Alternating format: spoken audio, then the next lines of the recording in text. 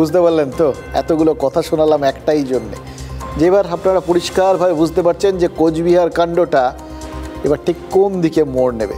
আমরা তো স্পষ্ট দেখতে পাচ্ছি, বিজেপি হাইকোর্টে সিবিআই তদন্তের দাবি জানাবে, তৃণমূলের নেতা অভিযোগ করবেন যে কোচবিহারে হেরে গিয়ে এজেন্সির অপব্যবহার করছে বিজেপি, আর তারপর হাইকোর্ট যদি সিবিআই তদন্তের নির্দেশ দেয়, তারপর আবার যথারীতি দুদলের নতুন অ্যাঙ্গিক থেকে ওই রাজনৈতিক বক্তব্য তরজা আর কি যেটাকে বলে, সেটা শুরু হয়ে যাবে। এটা আপনারা আন্দাজ করে নিতে পারেন। আমরা আপনাদের জাস্ট আউটলাইনটা দিলাম, এরকমই হবে, এর বাইরে খুব বেশি কিছু হয় না আর কি। আমরা তো এতদিনে তাই দেখতাম, তাই দেখছি। আগে আদালতের রায় রাজনৈতিক নেতারা অন্তত বিনা বাক্যব্যয় মেনে নিতেন, এখন রাজনীতি আদালতকেও ছাড় দেয় না, উল্টে প্রশ্ন করে, মাঝে মাঝে তো দেখিয়েও দেয়। দেশের প্রধান বিচারপতি DY চন্দ্রচূড় আজ ন্যাশনাল জুডিশিয়াল একাডেমির অনুষ্ঠানে যোগ দিতে আমাদের রাজ্যে এসেছিলেন। সেখানে মুখ্যমন্ত্রীও আমন্ত্রিত ছিলেন। প্রধান বিচারপতির সামনেই মুখ্যমন্ত্রী বলেছেন, বিচার ব্যবস্থায় রাজনৈতিক পক্ষপাত কাম্য নয়, বিচার ব্যবস্থার সৎ এবং বিশুদ্ধ থাকা উচিত, গোপনীয়তা বজায় রাখা উচিত।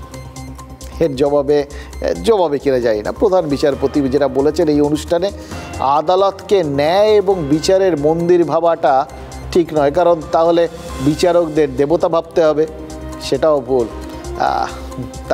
তার মানে কোথাও গিয়ে তিনি এমনভাবে চেয়েছেন যে সংবিধানটাই মান্যতা পাক, সংবিধান মেনেই বিচারকরা সব কিছু করেন, এই সহজ সত্যটা মানুষের সামনে তুলে ধরতে চেয়েছেন।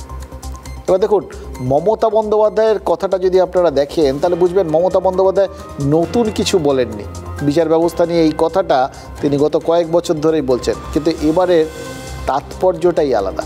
তিনি দেশের প্রধান বিচারপতির সামনে যে বক্তব্যটা রাখলেন, তার মধ্যে তো একটা প্রচ্ছন্ন অনুযোগ রয়েছে। এবার পরের মাসেই রাজ্যের অত্যন্ত গুরুত্বপূর্ণ দুটো মামলা শুনবেন প্রধান বিচারপতি DY চন্দ্রচূড়। একটা রাজ্যের কর্মচারীদের ওই ডিএ সংক্রান্ত মামলা, আর 2 নিয়োগ দুর্নীতিতে 26,000-এর চাকরি বাতিলের মামলা। এই পরিস্থিতিতে মমতা বন্দ্যোপাধ্যায়ের এই মন্তব্য, মানে সেটা বার্তা ধরলে বার্তা, না ধরলে সেটাও একটা বার্তা আর কি। এবার রাজ্যের মামলায় সওয়াল জবাব শোনার আগে মুখ্যমন্ত্রী তথা রাজ্যের মনোভাবটাও কি প্রধান বিচারপতি জেনে গেলেন? I want to apologize to mention this to all of you. It is not my intention to humiliate or manhandle to anyone, but my submission, my kind submission, that please see no political biasness in judiciary. Judiciary must be pure, absolutely pure, honest, secret. Increasingly you find judges writing about their own ideologies and judgments. I'm not saying that judges do not possess their own personal philosophies. Please remember that we are servants of the Constitution.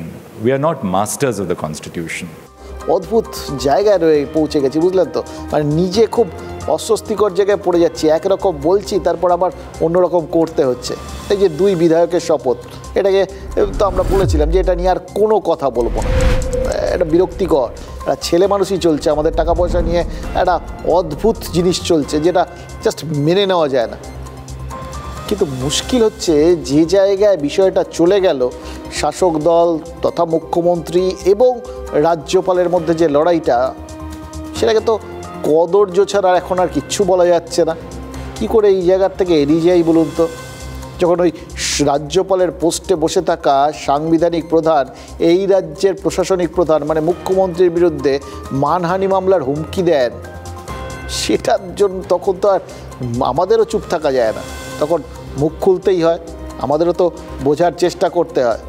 এই কুণাল ঘোষ যেটা বলেছেন, যে যা বলছেন সেটা তো যা ঘটছে তার পরিপ্রেক্ষিতেই তিনি তার বক্তব্য রেখেছেন। এবার কে সত্যি কে মিথ্যে আমরা তার মধ্যে যাচ্ছি না, আমরা শুধু জানি রাজ্যপালের বিরুদ্ধে রাজভবনের এক কর্মী শ্লীলতাহানির অভিযোগ এনেছিলেন, এই অবধি সত্যি। কিন্তু তারপরে গোটা বিষয়টার কি হয়েছে এখন পর্যন্ত জানা যায়নি। তার কারণ হচ্ছে রাজ্যপালের বিরুদ্ধে ওভাবে তদন্ত করা যায় না, পুলিশ করতে পারে না, আর তদন্ত করা যাবে না এটা তো চিঠি দিয়ে বলেও দিয়েছেন রাজ্যপাল। ফলে ওই তদন্তের কোনো অগ্রগতি নেই, এটা তো ধরে নিতে হবে। শুধু বিষয়টা জীবন্ত রয়েছে সেটা তো আমরা এই বিভিন্ন ক্ষেত্রে উল্লেখ দেখে বুঝতে পারছি। আমরা এটার বিষয়ে কিছু বলছি না, কিন্তু গোটা বিষয়টা যে ক্রমশ কাদা ছোড়াছুড়ির জায়গায় যাচ্ছে সেটা এবার মাঝে মধ্যে বলতে হচ্ছে, জানেন তো। এদের মাইনেগুলোও তো আমরাই দিই, আমাদের টাকা পয়সা নিয়ে আমাদের এরকম একটা পরিস্থিতির মধ্যে ফেলে দেওয়া, এটা কিন্তু জাস্ট কোনো মতেই কাম্য না।